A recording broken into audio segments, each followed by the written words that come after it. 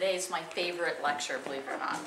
Okay, so today, since you guys have all seen the beginning slides about naturopaths, we're going to just go straight in to indoor air quality. And I have a passion for this, mainly because I think that for some reason it's not well known, a lot of the information I'm going to share with you today, and it makes an absolutely huge difference to the health of your family and yourselves. And I'm going to explain why and show all the studies. And it's a mystery to me why during COVID-19 this information wasn't spread to the public.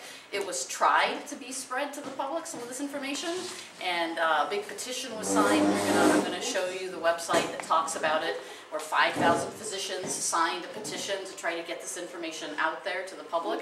But hopefully this will serve you well in the future for your homes, the health of your homes and your family. And even in your workplaces, if you can control the environmental aspects of your inside your workplace. Okay, so people forget we're not that much different than fish, right? If you don't change the water in the fish tank, after a while it gets dirty, and we can see it looking in at the fish, but in the fish probably don't notice the difference, because it happens so a little at a time. Well, it's the same way with our air quality, and that goes for indoors especially. This is just a slide to impress upon us the importance of our air, but this is outdoor air, but we take 23,000 breaths each day.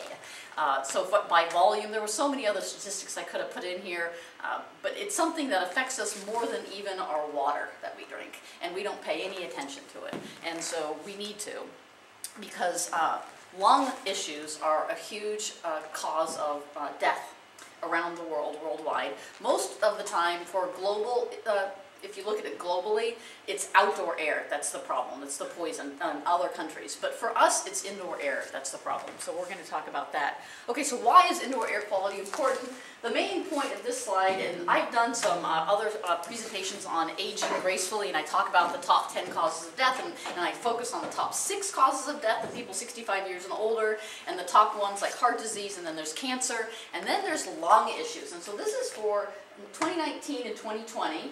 And so that's what the two colors are. So 2020 is the lighter colored one. So let's look at that one. And you look, heart disease is the top one, cancer's second, and then you have COVID-19, chronic lower respiratory diseases, and influenza. And if you add all these together, because they're all lung related to our lungs, it's definitely the third leading cause of death in this country. So we want to pay attention to our lungs and our lung health, and the way we do that is with our indoor air. Okay, so how much of our lives do we spend indoors? Turns out a lot. We spend a lot of our time indoors, which is why I'm focusing more on indoor air than outdoor air. And if you look at it, 87% indoors, and then you add 6% onto that, and we're in the 90s inside something, right, instead of outdoors. So we should pay attention to this air. It's like being in your fishbowl. You want the fishbowl, the water in there to be clean. We want our air that we're breathing to be clean to support our lung health. Okay, so what do you need to know about air quality? Well, air pollution is one of the top 5 causes of chronic disease according to the World Health Organization. 90% of our time's indoors. We consume 8 times as much air by volume as we do food, and 4 times as much as water, by water, so if you compare it to water. And then there's indoor air contains 2 to 5 times as much pollution as outdoor air, 2 to 5 times. And then high-performance homes, you would think that a high-performance home that's nice and tight because it makes it energy efficient is better for you, and it turns out there are some negatives to having a very tight modern home, because you don't get the air exchange that you need. So cracking windows. So what you gain in efficiency from a bill, your energy bill, you're losing in terms of your health, which is very interesting, and we're learning this. Okay, so I put the slide up here just to show you these 3. These are 3 that we're typically, we're all familiar with. We set our thermostat to a certain temperature.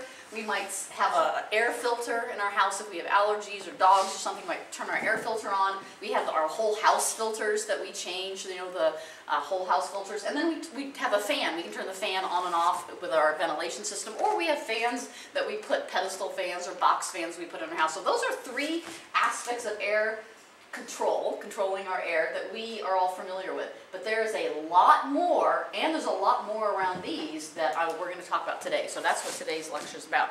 Okay, so this is just a slide showing where are some of our toxins and poisons coming from. Well, this is another slide, and you know, none of this is new, but I'm going to give you a lot more information about it. So we have combustibles in our kitchen and in our fireplaces. We also have, you know, pet dander, cleaning products. We have even radon seeps through the foundation in some places. So there's a lot of different aspects. It's not just particulate matter that's in the air. It's also, you're going to find out the humidity and the distribution of gases that are in your air, like carbon dioxide and other things. So we're going to go into it. Okay, but interestingly, even our own biological functions affects the air around us that we breathe. For example, our skin emits ammonia, and so does our breath, mainly our skin though. And ammonia actually dissolves into the aerosols in the air and affects the pH. And that's what's key. That's the reason why I put this slide up, and we're going to talk a lot more about it in the next couple slides. But controlling and understanding the pH of the aerosols is key to killing pathogens in the air. So that's why you need to understand how your own body affects the air around you. And also we exhale, and we exhale carbon dioxide. That carbon dioxide mixes with water in the air, and it forms carbonic acid, and that raises the acidity. Ammonia lowers the acidity. So there are two different aspects of our own biological functions that affects the air.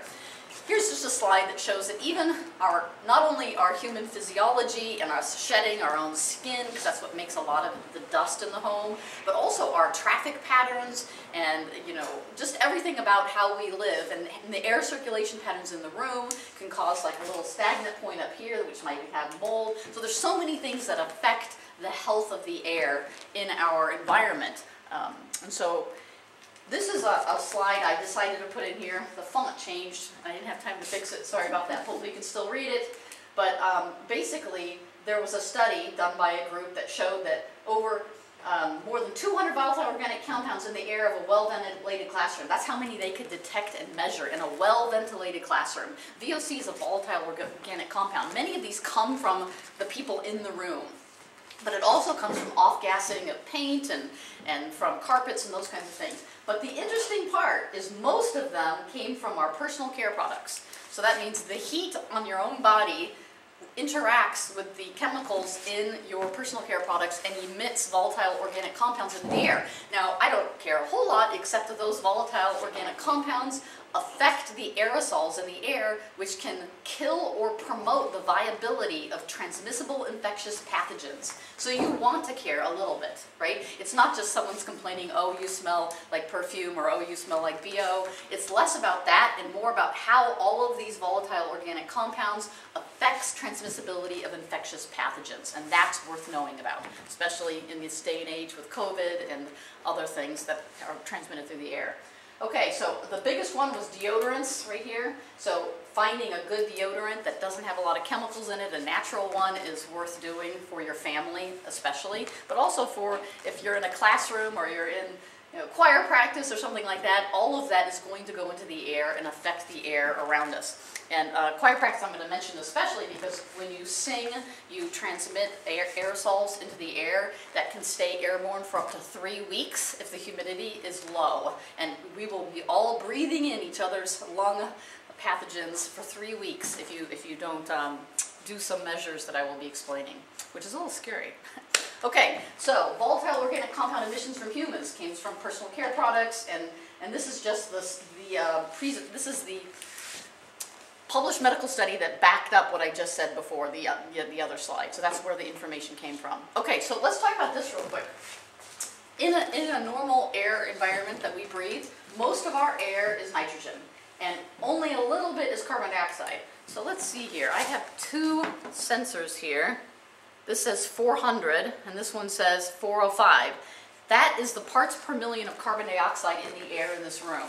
That's fantastic. 400 basically is outside. That's like outside air. So the back door is open, but if we did an experiment, and I've done this at Oak Ridge Senior Center where I closed the door in the back, so everybody came in, it said 400, we closed it. By the end of this lecture, it would be up to 800 or 900 parts per million, just because of all of us sitting in here breathing. So it makes a huge difference. Because our door's open, it'll probably stay the same. But 400 is what you're looking for in your home if you can. Between 400 and 600 is great. That's what you want. Okay, so I'm going to explain why. So here are some sensors that you can use, like the one on the slide is this one right here. They're not that expensive, $34. I highly recommend everyone monitor their carbon dioxide in their bedroom because that's where it usually gets the highest. And as you can see here, that the bedroom is where we have usually the most carbon dioxide concentration build up. And it causes major cognitive dysfunction at around 2,500, and it can go up to 4,000 in the bedroom if you have poor ventilation. Especially if you have 2 people in the bedroom and a couple dogs or something. If you don't have really good ventilation and you haven't cracked your window, you will see that carbon dioxide level go up. Now, one night of 4,000, it's not going to kill you, but it does cause cognitive issues, and over time, that is a chronic stress in your body that can lead to other chronic issues like hardening and narrowing of the arteries because your whole body responds to chronic stress. And we spend a lot of time in our bedroom, which is why I mentioned putting a little $30 sensor in your bedroom to keep track of the carbon dioxide. Now, ironically, carbon dioxide mixes with the water vapor and it forms carbonic acid, which it increases the acidity but lowers the pH, which is the same thing, and that actually is helpful for killing viruses in the air, but that's not a safe way to do it because we don't want large amounts of carbon dioxide in the air for our cognitive health, right? So let's keep going. Okay, so once again, I mentioned this already, even our own household activities are sources of pollutants. And that means, cooking, cleaning, even if we exercise in the house, in front of the TV in the basement or something, if we use a sauna, if we're using the bathroom, all of these things affect not only the particulate matter, but even the aerosols in the air. And this is a really technical article, believe it or not. You can look it up. I have it, I think, on the next slide, the link. This is here's the link right here. So take a look at it if you want to. It's really technical presentation. And I took 2 graphs from this very long presentation study and showed that they took common activities like stir frying for dinner, making lasagna, making toast, making breakfast, to see how it would affect the particulate number and size, in the house that they could measure in the air. And it turns out, and the only point I put the slide in here for, is that everything you do in your house is going to affect your indoor air quality. Even what you cook, how you cook it, if you cook it in the oven or if you cook it on a gas stove, all of that affects your indoor air quality. And you need to be mindful of that, so that way you can take the right precautions to clean the air. So it's like a fish in a fish tank. You have to keep it clean, you have to measure pH, you have to do these things to make sure the fish can be healthy in their fish bowl. We have to do the same thing in the fish bowl that is our home with our air. And so I'm not telling you not to do a certain activity, just be mindful that when you do something, it's going to have an effect that you need to counterbalance to keep things clean. For example, I love wood stoves. I absolutely love wood stoves. That's actually a picture of a wood stove that I had when I was at medical school, at the house I was staying in. And I love cooking on a gas stove as well. But both of those things are very contaminant. They create contaminants in your air, and you have to then be mindful of that and clean the air afterwards. And at least be monitoring your air. And I have some suggestions later on for that. Okay, so this is an air filter that I used all through medical school, wherever I went. I just took it with me. It's not that expensive. It doesn't make a whole lot of noise, which is great. And it's a HEPA filter, so it filters the particulate matter down to 2.5 microns, which is really good, and it does it very quickly and quietly. So I like this one. I've since upgraded to a better one that I ended up getting it at Costco, and I highly recommend it. If you are interested, please send me an email asking me. I might send it in my follow-up email. I love this one because it costs the same as this one, but it's way better and it's quieter. And it monitors the air constantly. It gives you a little visual indication with a color thing that says what the air was. So for example, yesterday I was working on finishing this presentation. I was sitting upstairs on the 2nd floor. I had opened the windows to get a cross flow, which we're going to talk about. So all the ventilation in the upstairs was off. It was just a normal, natural cross flow through the windows. And my dad mowed the lawn. And immediately, the air filter in my room turned to red because of the dust and the all of the particulate matter that had been built up from mowing the lawn way down below outside the house came in through the window, and the air filter sensed it and adjusts how much it circulates. So then within 5 minutes after he stopped mowing the lawn, it was able to clean the air, and it went from yellow back to green and then blue. Right? So it's a really amazing air filter, the one that they've got at Costco. It works great, and it senses the air and adjusts how fast and the speed on its own without you having to pay attention to it, which is really fantastic. And it's super sensitive. It'll also, we have one downstairs, and when we're cooking, if we're cooking something like a stir fry, we'll see the light turn red or yellow on it, on the air filter, because it's actually sensing the cooking activity and adjusting how it's filtering. And that's the kind of air filter for particulate matter that I really recommend, is one that is, yes. So how many should you have in your home? We have 4, but only because I'm crazy, you know, and this is my passion, right, you know? So we have 3 of the smart ones that we got at Costco, and they're about $100 each. We have one down, but we have a huge house, right? So one downstairs in the kitchen, sort of living area where there's a lot of activity and traffic, right? And then we have one in the master bedroom where there's 2 adults, and then one up in my bedroom and for the whole entire upstairs, which has 3 bedrooms really up there, right? And then I have this one that I put in the guest room if a guest comes for their room specifically, if they're coming during our pollen seasons, which can be pretty intense around here. So, but we only use this one as a portable one for wherever we might need it, right? Yeah. How often do you have to change the filters?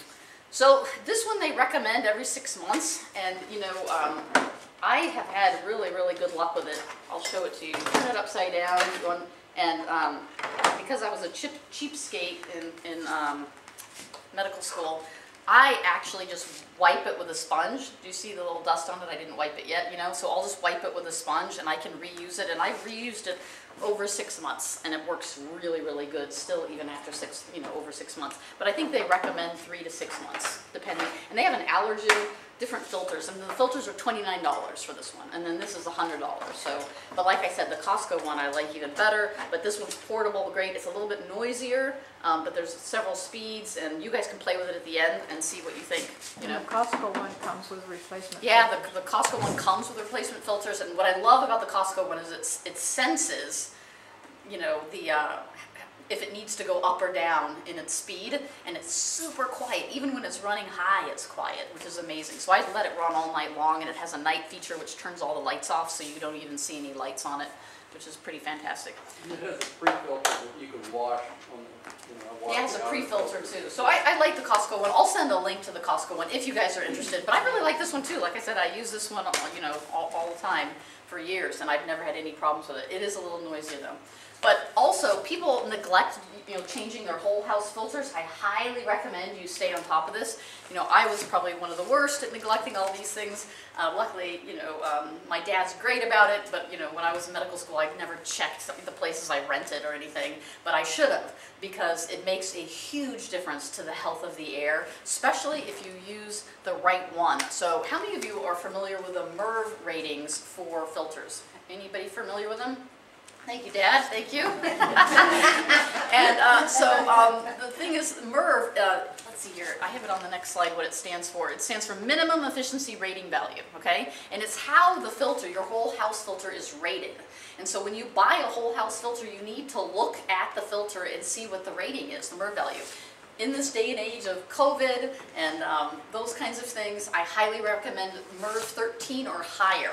Now, it does affect the efficiency of your ventilation system, so be aware. If you have a ventilation system that's on its last leg, maybe that's not an option for you. Maybe you go lower, so that way, and then you just get something like this or something. But you need to be, if you have a choice, you know, all things being equal, choose MERV 13 or higher. Because if you look, where virus carriers, MERV 13 right here, that's where you're going to start getting the viruses out of the air.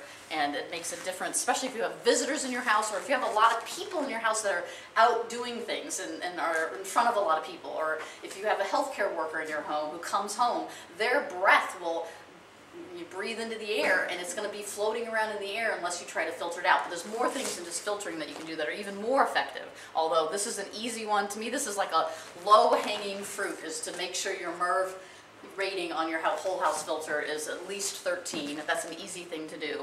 So here's more information. I include all these slides so you can read them later. You know, when I send the presentation out, you guys can look at it later and really educate yourself. But the main thing is you're looking for as many as you can. This is the 13 that's recommended for this day and age with COVID and other respiratory issues. That's the one I recommend, or higher.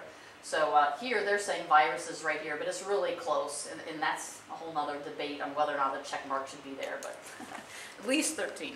Okay, so if you look back at the slide before, they explain it a little bit. It has to do with how many microns it goes down to. So over 95% of 0.3 microns is what it filters. And if you look here, you know, this is a 2.5 micron. So basically, you know, this is beach sand, the human hairs, green. This is dust right here. This one, the yellow is dust, pollen, and mold. So that's a PM of 10, right? Particulate matter 10. And really, you want to get as small as you can. So less than 2.5 microns is, you know, down here. And that's what you're looking for. Okay, so another thing. Now we're going to move on to odors in the house. Now, odors are usually caused by volatile organic compounds, either emitted from our own person or from, you know, paint or fabric or carpet and things like that. Now, but even like from your refrigerator, you open your refrigerator, you get a smell, and you're like, man, I need to clean the refrigerator, something stinks in here. That's a lot of times a volatile organic compound. So there's many types of organic compounds that are in the air. You can neutralize these odors very effectively with an ozone generator. And this is a whole other talk. People misunderstand ozone as being bad, and it's not necessarily bad. You don't want to breathe it, like stick your nose right here. It's not necessarily good for your lungs.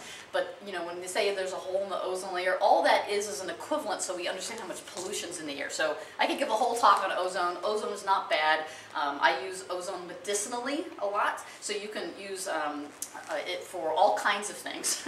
Killing skin infections, for toenail fungus. You can put it in your water to oxygenate the water. There's a lot of things. But for this talk, it'll remove the odors in the air. I have this in my bathroom, and so, you know, if I use the bathroom and I don't like how it smells in there, I'll turn this on, close the door, and within like 2 minutes, then I'll turn it off and then open it, and there'll be no smell in the bathroom anymore. So it works great. I have a portable one that I've used in refrigerators before. I put it in a refrigerator and got the odor out of a refrigerator. So it works extremely effectively at getting rid of odors and neutralizing the odors. It uses an oxidation process, which is very effective. Okay, so that's something to consider from an odors. Okay, so now let's talk about how pathogens, infectious pathogens, are spread in our environment. And there's many different ways, but when we breathe out an infectious pathogen into the air, it dissolves basically into the water molecules that are evaporated in the air that you can't see, which is what we call aerosols. And then those aerosols float around for a certain period of time, and then they settle on the surfaces, and then we touch the surfaces, and then we touch our faces. Or we can breathe them in. So all of this is sort of, I think, common sense, but this is how we can get pathogens into our lungs and onto our skin. Okay, so let's talk about humidity. This to me is the most important part of the entire talk, is right now. We're finally there. Particulate matter and odors, those are all little side things. But if you want to reduce the transmissibility of infectious pathogens, airborne infectious pathogens in your home or workplace, you need to control your humidity. That is key. And and I'll explain why. Okay, so you sneeze or you cough, and the vapor comes out of your lungs, it dissolves, and how it is dissolved into the aerosols is dependent on the humidity in the air. And what happens is these aerosols are floating around the room, and there's things that are in the aerosol. It's not just water floating around the air. It actually has proteins in the air. We have all kinds of things are in the air, like carbon dioxide that dissolves into the water to form carbonic acid. There's ammonia being released from our skin that's dissolved in the aerosol. So these aerosols, if you could take them on a microscopic level and look at them, there's all kinds of things that are in the aerosol. And that affects the viability, and the viability means how much the virus survives or the pathogen survives. So the stuff that is inside the aerosol affects how much the pathogen wants to live or whether or not it dies right away, okay?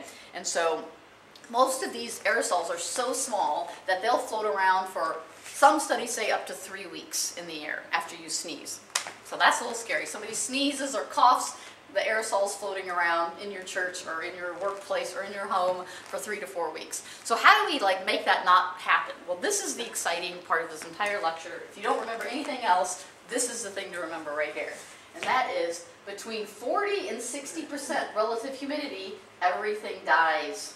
This is the death zone right here for fungi, for viruses, for mites, for bacteria, for allergic rhinitis, for chemical reactions, for respiratory infections, everything. It all dies in this zone right here, okay? And we're going to show the studies that prove this. So if you look at it, these are different sizes of aerosols. This would be a huge humidity. These are smaller. The aerosols in the air are smaller when it's a lower humidity. And this can be 41 hours they're floating or longer, or 6 seconds if they're big enough.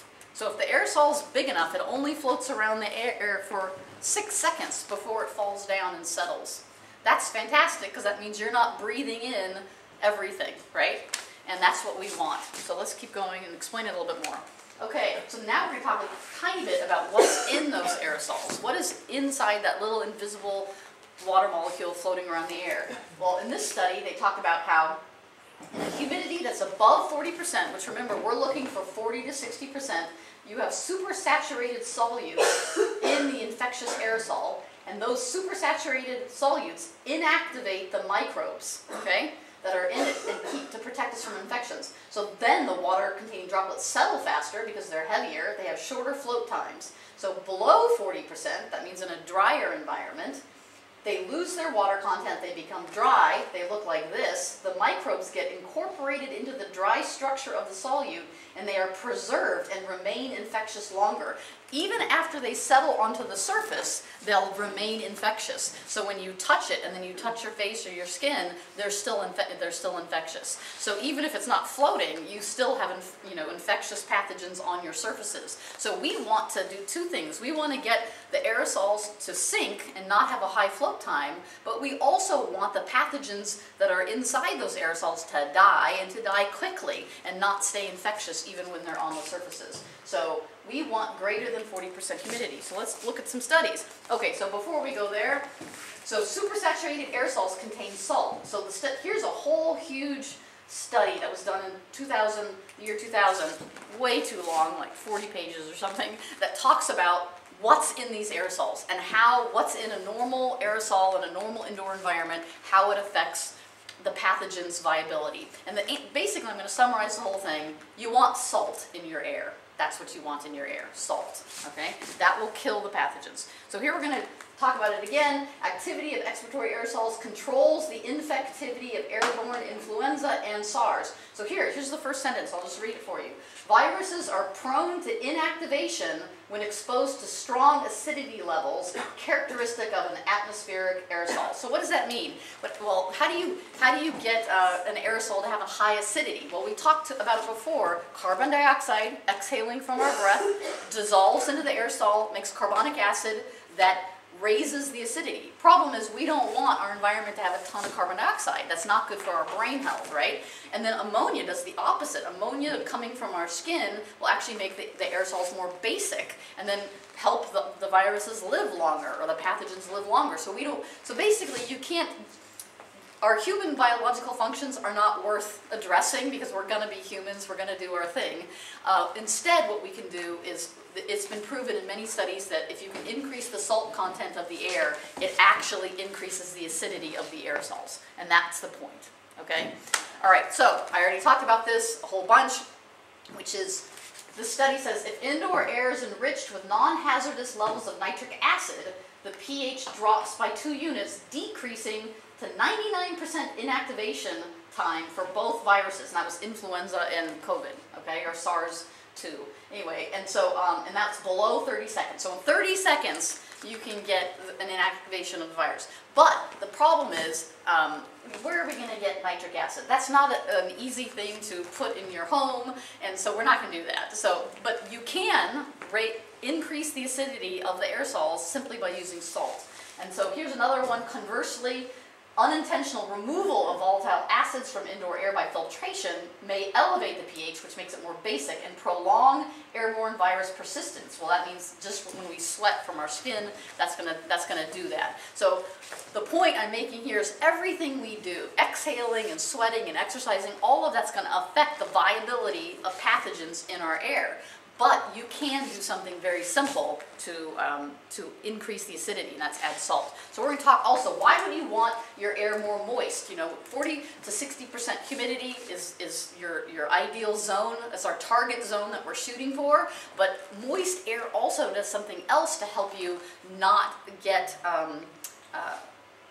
sick from pathogens that might be in your air. And that is, it helps a mucociliary clearance, because it basically makes the mucus layer more healthy inside your nasal membranes and helps you get rid of pathogens, so move them out, because the cilia can move them out easier when you have a nice thick mucus barrier here from moisture, and you don't have gaps in it, this permeability. So you want a moist environment. Here is the study, the published study that proves what the picture showed on the previous slide, so if you want to read about it. And let's talk about mucociliary clearance. Basically, it's just what I said. We have tons and tons of cilia. They beat 15 times per second, and they move this thick layer of mucus. They move pathogens out by the pathogens stick to the mucus layer, and then the mucus layer moves out because the cilia is beating and pushing that mucus layer out. And that mucus layer does not work effectively, and the cilia can't move that mucus if you don't have a relative humidity between 40 and 60%. So you have to have the right humidity in your environment for your nose to work properly, okay? And so that's basically what I'm talking about right here. That was the main point of this slide here. Okay, so let's talk about all the studies that have been done to prove that pathogens die within that 40 to 60%. So I'm going to show you about 8 of them. So here's one, right? Right here, virus particles are unstable, right at a 50% relative humidity. Transmissibility, the percent transmissibility goes from way high, because the viruses are stable in the nucleus, you know, in a nuclei form in the aerosol, and then they die right here, okay? So basically, this is our zone, just like we were talking about before. So let's go to, and the study talks about it up here. You can read what exactly is going on in the microscopic print. Okay, so here's a study that was done by hospitals, and most hospitals that I know of do not actually implement 40 to 60% relative humidity in their hospital, and I have no idea why, because it's one of the simplest things you can do to reduce transmissibility of infectious pathogens, airborne pathogens. But here, what they showed was the relative humidity went up right here around August, and the reason why relative humidity naturally goes up in indoor environments in the summer is because we don't have our heaters on. Because when you turn a heater on, you dry your air, right? So if you look here, February, March, the heater's on, and so because the heater in the hospital's on, it dries the air. Your relative humidity is very low, 32%, and healthcare associated infections are at a high. It's a direct correlation. The infections that are healthcare associated infections is directly correlated, opposite to the relative humidity in the rooms. Right? So that's, to me, pretty persuasive. Here's another one, another study that was done, and they took 3 common pathogens and they changed the relative humidity. So here's our zone from 40 to 60%, so that's what this little zone is right here.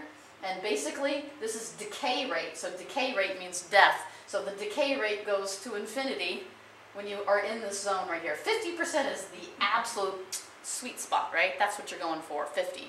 And I would say, if you're looking at your relative humidity inside, I would rather you be between 50 and 60 than 40 and 50. Does that make sense? Like, if you're going to veer on one side or the other, I want you on the high side, not on the low side, right? Because it will do better. All right, so here's another study. This one, temperature and humidity have effect on pathogen viability in indoor air. Here's room temperature, but what you're seeing right here is fast inactivation, right here, fast inactivation. Look at the blue slide, it's between 40 and 60%, right there. That's when you have viruses, viable viruses. They are less viable when they're in this zone right here, okay? So you can read about it and look these studies up yourself. Here's another one. And it's showing right here, humidification of the air to 50% relative humidity reduces the viable viruses to less than 1% in 2 days and significantly decreases the infection risk, okay? So that's what we're looking for. So how come we don't know this? I mean, to me, I'm shocked with all the coronavirus and all this stuff going on. Flu viruses in the wintertime, one of the best things you can do is control the humidity inside your home and you will stay healthy. Okay? Okay, so here's another one. You can read the conclusion, right? It retains maximal infectivity at a higher relative humidity occurs after coughing, blah, blah, blah. So you can read it. Basically, maintaining indoor relative humidity over 40% will significantly reduce the infectivity of aerosolized virus. Right? And I could go on. There are more studies than this. It's not like these are a select few. Here's a picture of how they did a couple of these studies. They took a breathing simulator, a mannequin, and another mannequin that was the coughing one. They set up all these sensors everywhere, and this is how they figured it out. Because you might be asking, well, how did they figure out that this was the right zone for all these different viruses? That's how they did it. They put mannequins coughing, and they had inside these fake lungs, these viruses. They measured the viruses in the room to make sure they were in the aerosol. Then they had the breathing one breathe. They measured how many were in the lungs, and that's how they got. It's a very sophisticated experiment to determine, what this proper humidity should be. So. The next question, so what's the conclusion for all of this? And it's what I already said, keep your home at 40 to 60%. Well, how do you do that? Well, first you have to monitor. You have to monitor what your relative humidity is in your home. That's super easy to do. You can get on Amazon right now and buy a 2-pack of sensors, and I forgot the one that I use that I put on my refrigerator as a magnet on the back, and for 20 bucks, you can get 2 of them, and I have one upstairs in my bedroom, I have one downstairs, but then we have these as well, which also tells you relative humidity, and it's 61%, which is pretty good. This says this one I'm thinking is not calibrated right. It says 69. I don't think it's that high in here. But I have separate sensors just for relative humidity. You can get 10 packs that are these tiny ones that have magnets. You can put them all over the place, all over your whole house, right? In every bedroom. And you can get like 10 for $30. Now, so just go onto Amazon and type in relative humidity sensor. You'll see a million different choices. Don't jump on the first one. Keep looking around. Like I said, there are 10 packs, so you can put them all over the place. And I think every bedroom should have one. It's just worth knowing what the humidity is. Okay, so then once you know what the humidity is, the problem is usually too dry. That's what you're trying to avoid, is too dry, right? So, especially in the wintertime. So how do we put moisture back into our air? Well, these are some ways right here that I use in our home. And we have one of these, and gosh, I don't know, we probably have 5 or 6 of them because we have a big house, so we have got like 2 downstairs, and I have one in my bedroom and one in the guest room, and so we just use these diffusers. They're really inexpensive, and you can get them on sale, and they work, and they will increase the humidity in your indoor environment. Yes? So if we need to have salt in the air, do those let off salt? No, but we'll talk about that. We're going to get there. Very good question. Very, very good question. So step 1, make sure your humidity is between 40 and 60, preferably 50. That's the right spot, 50 to 60. And then the next thing would be to add solutes to your air, and I'll explain how. Okay, so just to prove to you that, like, I'm not the one just making this stuff up, I made this slide presentation while I was in medical school, so when I started really getting into air quality, because it's my passion. And I found out just about 6 months ago that this website existed. I didn't even know this website existed. 40 to 60 RH. You know what that means. 40 to 60 relative humidity. So I'm not the only one, Like, other physicians are freaking out about this too. Like, we all need to know about this. Everyone should know about this, okay? Because it's so important. And so this person right here, this physician, made this website, and it's a fantastic website. If we have time, I'll show it to you at the end, but I highly recommend you check it out. And she had a petition that she wanted signed by 5,000 physicians, and so that way she could send this petition to the World Health Organization, so that way we physicians would be allowed to tell people to do this for their health. Right? Because physicians are losing their licenses all over the place if they say you can do anything at all about COVID, right? You're not allowed to say you can do anything about it, but you can do something about it. In this case, it's relative humidity, right? And at the very least, if I'm not going to say it's for COVID, it's definitely for influenza and all the other published medical studies, right? So just look at the published medical studies, that's what I'm claiming. There's studies that also prove that how COVID-19 reacts compared to other SARS viruses is similar, and so there's every reason to believe COVID-19 would be the same way with humidity. Okay, so this was from her website, and she says, well, why do you care about relative humidity? Because It boosts your immune system. That has to do with the mucociliary clearance I was talking about.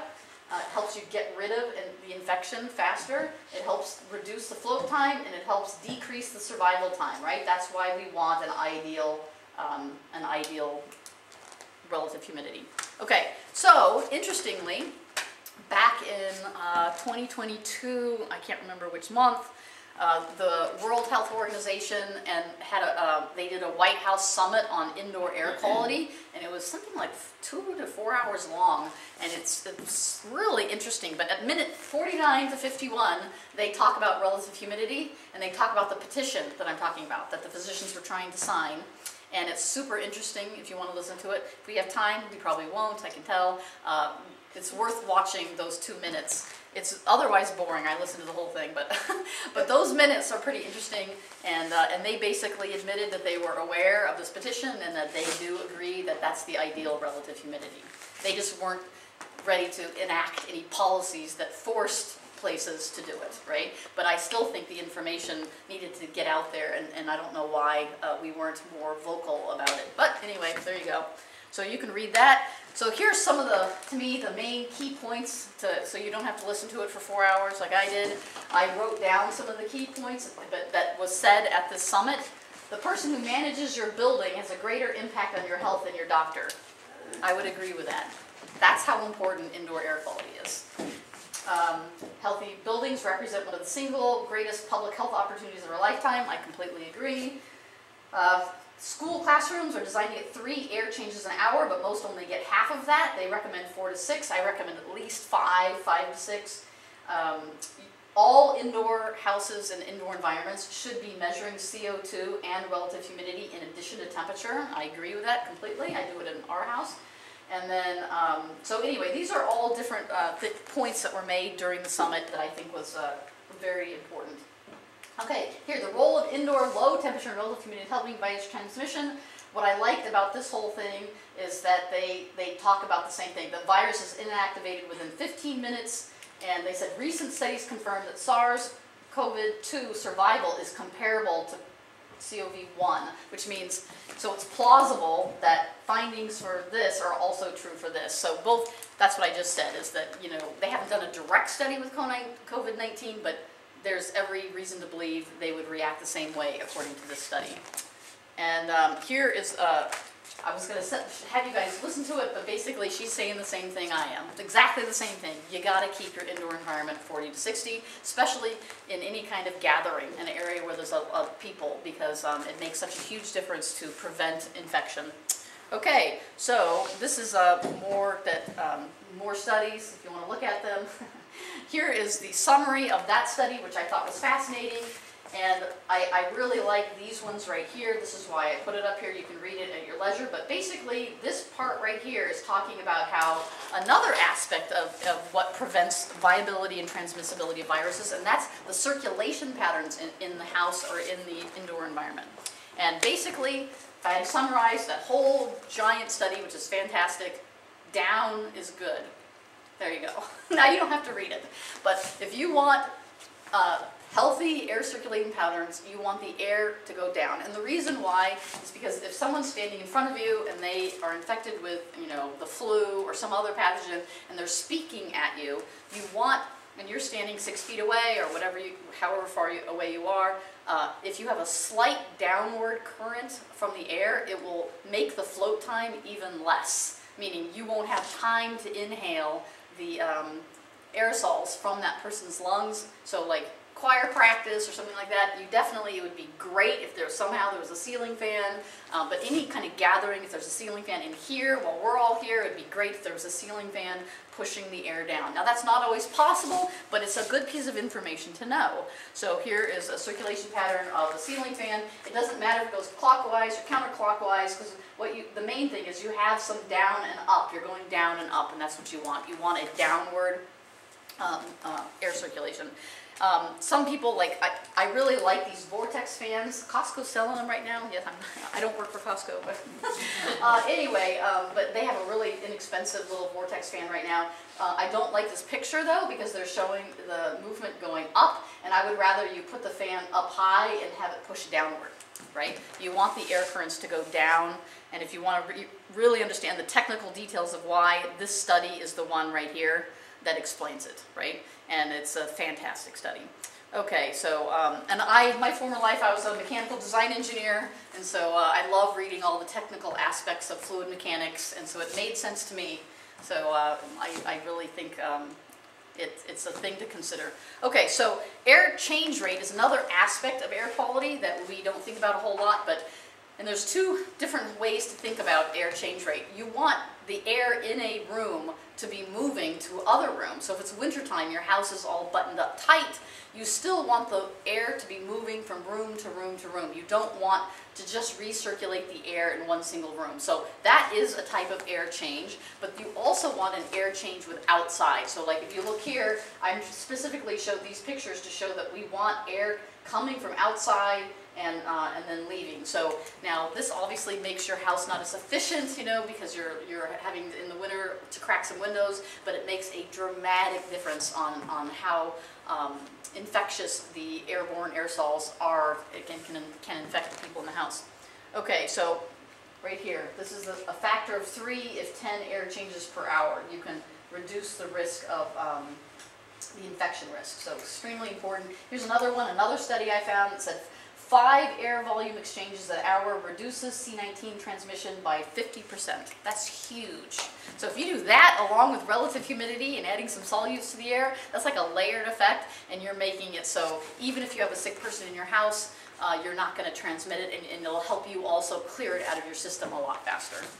Okay, so here's a tool. I've played with it online. I have a link on the bottom for it. You can't see it right there, but it's on the PowerPoint slide, a little link. You can play with this if you want, where you put, are you using a HEPA filter? Are you doing an extra hour of like ventilation? Do you have an open window? And it'll tell you, 1 hour later, how much of the particles are going to be out of your room of, any infectious pathogens. And I'm not sure how accurate it is, but it's fun to play around with, so you're welcome to look at that if you want. Okay, so how do you improve ventilation? The World Health Organization has a roadmap. They published this roadmap to good indoor ventilation in the context of COVID-19. I think it's interesting. How many of you guys knew that this was had been released for everyone? Yeah, nobody knows about it. So, like, what good is it? What good is it that the World Health Organization publishes this roadmap if it's not publicized and people don't know about it? So, I will summarize the entire giant document for you. It's 3 things. You want cross airflow. Really, the best is across the room like this, or a stacked one, right? And then you want to increase your air changes per hour, and you want to use natural ventilation strategies like placing fans at windows. And those are basically the ventilation recommendations that this document is giving people. Okay, once again, cross flow, that's what I was doing yesterday when my dad was mowing the lawn, and it worked so well at pulling air from outside in that immediately my air filter light turned red from the mowing dust and everything. Okay, so let's talk about salt. And good, we're doing great. I might actually be able to show you a little video clip, which is fantastic. Okay, so salt is very disinfectant. It's great. So people sometimes say they love going to the beach and spending, renting a house on the beach because the salt air does their lungs good. And that actually has been proven. The name for that is halotherapy. It's where people with COPD and other lung conditions breathe salty air, and it will heal your lungs and have all kinds of other physiological benefits. But the main thing salt will do, a lot of times people say, oh, if you've got a cut, make sure you go into the beach, swim in the water, it'll help you heal from your cut. And there's some truth in that, because salt will help. Just like if you're making a country ham, you put it in a brine solution, the salt will help from the bacteria, from proliferating, and you can preserve your meat that way. Salt is bacteria does not, and pathogens don't like salt. They just don't like it. So if you can get salt into your air even a little bit, it will dissolve into the aerosols, and it will help kill the pathogen while it's floating. It'll also kill pathogens after they've settled onto the surfaces, so they're not infective even while they're on the surfaces. So you want to be breathing salt. So how do I do it? Well, I use these in every bathroom, so I have a little Himalayan salt lamp night light, and they're pretty, they're actually really pretty, nice soft glow, but we put them in every bathroom because that's where a lot of aerosolization happens, especially, just so you know, every time you flush the toilet, you should close the lid. You should absolutely close the lid when you flush the toilet, period, no matter what. And the reason why is that flushing action will aerosolize what's in the toilet, and then that's why bathrooms can be, you know, zones of lots of different pathogens and things. So you want to close the lid of the toilet, but even so, bathrooms tend to have a more higher concentration of pathogens, so a salt lamp in there is a great idea.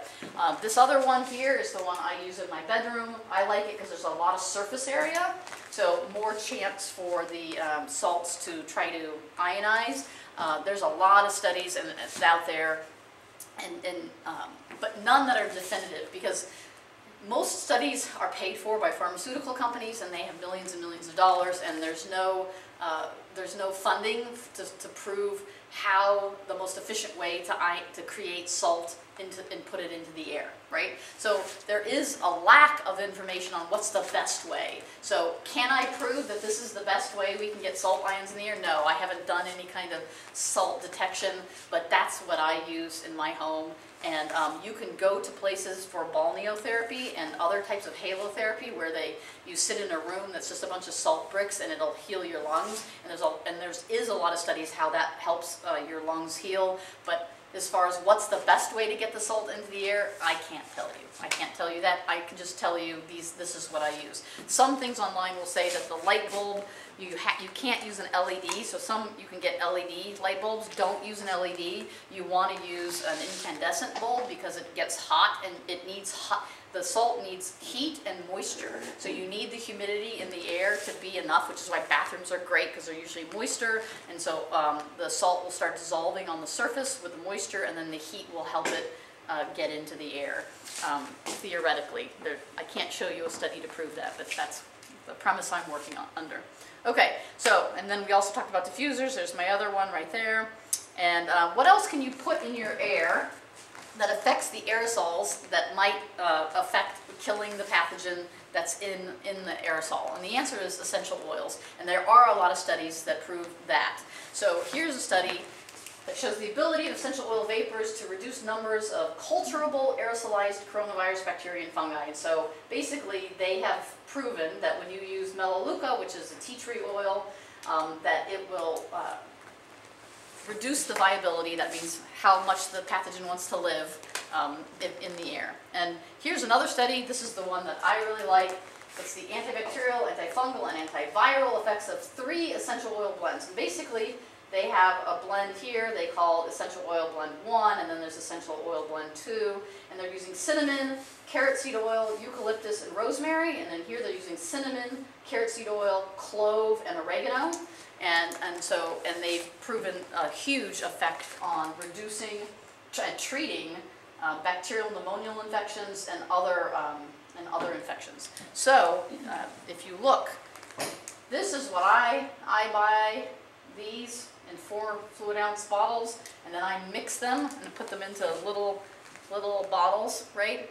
And I make my own blend. That's the exact blend from that study. And then I put the little dropper bottle by every one of these in the house, right? So that way when we lift the top off, we put some drops in there to get those oils into the air. Now, I will say the one that has oregano oil, I only use this blend, basically either of these two, really, when I know that there's a huge chance of infection, right? Like either someone in the house is sick with the flu or COVID, or I'm around people that I know for sure are sick, like my twin sister and her entire family was sick. And I was living in the house, my parents and I were living in the house with them in Minnesota, and my parents and I, we did not get COVID, and all 5 of them did. And we had it pretty bad, and we were all in the same house. And it's because in our rooms, I had a room downstairs, we had our little essential oil blend, we did all the things we were supposed to. I have a whole little protocol, and we didn't get sick at all. We had nothing. So, and it's super contagious. So this stuff works. you know, we use this all the time, but you will smell like a pizza or Italian restaurant if you do that one, right? Okay, so it's pretty strong. This one is fantastic for lungs. Oregano oil it has an affinity for the lungs, so if you breathe it in, it's great for killing lung infections like bronchitis and those kinds of things. It really works great. But it smells like, you know, an Italian restaurant. So this is another blend that I use. I have it right here. You can smell it. It's quite strong. It got on the outside, so be careful touching it, because when I touch it now, my hands smell like this. But this is the Invincible Immunity Blend that I have up on the screen, and I will use that when I travel. So when I travel, I take that with me, and I have my little kit, and it's one that I use because it works so well. But it also smells sort of like, I wouldn't say it smells good, it smells more medicinal, right? And this one, though, is also pretty dang good. This one has 3 of the 4. This is called 4 Thrive. Hold on. That's this one right here, right? And it's pretty inexpensive, and it has clove, eucalyptus, and rosemary, and lemon, and it actually smells really good. So this one would be like something you could put in your essential oil diffusers, and it would smell good and be very medicinal. Okay, and then we're getting close to the end. That's the sensor that I have bought, and I buy them in 2 packs, and they have a magnet on the back, and I have one in my bedroom, one in the refrigerator downstairs, and it will tell me my relative humidity right here, right? And that's what you're looking for. So temperature and relative humidity. It's a really inexpensive way of just getting a handle on what your house, you know, humidity is. Usually it's not a problem around here, by the way, except winter time, you know. We have a pretty good humidity, which is great. And then, okay, in summary, perfect. Keep your indoor air humidity between 40 and 60%. For ventilation and exchange rate, you want to exchange the air in the space 5 times an hour. Bring in as much outdoor air as possible, even in the winter. Crack a window a little bit. Circulation, make sure there's a clear path for air to enter and exit rooms. If you can do cross ventilation, that's great. Move air from the cleanest area to the dirtiest area, and then put a filter there, that's great. Create a downward airflow circulation pattern whenever possible, so use ceiling fans if you have them, especially if there's people gathering in your house. Filtration, use HEPA filters with carbon filtration in the bedroom and elsewhere, but definitely in the bedroom. That's where we spend most of our time indoors, is the bedroom. We sleep a lot. And then use MERV 3 or higher for your whole house filter. Add solutes to the air in the form of salt and essential oils. You can also do some sanitizing, like I often see clients at the house, and I have a room that I use for that, and I will sanitize it. So I'm going to just put this on real quick so you guys can see, but this is the sanitizing light that I use. It gets really bright. I turned it off because you shouldn't be looking at it with your eyes, but I'll close the bathroom door, and I'll put it in the room that I use in my clinic space, and I sanitize everything. And I have a little card that also tells me if it's being effective. So I'll put all my equipment, my stethoscope, and anything else that I want sanitized, I put near it. And I'll do that for the whole bedroom and the whole space. And so that's sort of like on top of everything else. But if you close a room and put that light in and leave it going for 20 minutes, it will also kill any viruses that are airborne in the air. And that's worth doing, but you can't be in the room at the same time with it, and your plants can't be in the room at the same time as it either. Otherwise, they will kill your plant. It will kill your plants. So I have to move the plants out of the room. But if I know there's sick people, it's a good thing to do to be safe. So those are all my my recommendations, and we're exactly on time. Any questions? What about plants in your house? So the next presentation that I'm giving here at the church is Growing Fresh Air. That's the name of the presentation, is Growing Fresh Air. And I have a whole presentation on how plants affect our indoor air quality, positively and negatively, but mainly positively, and how they will remove certain toxins. They will create air in your bedroom, so there's certain ones you want in your bedroom, and there's certain ones you want in other rooms. And yes, so I will talk about specific plants. It's all based on NASA research for space station and other things, and how they can clean air using plants. So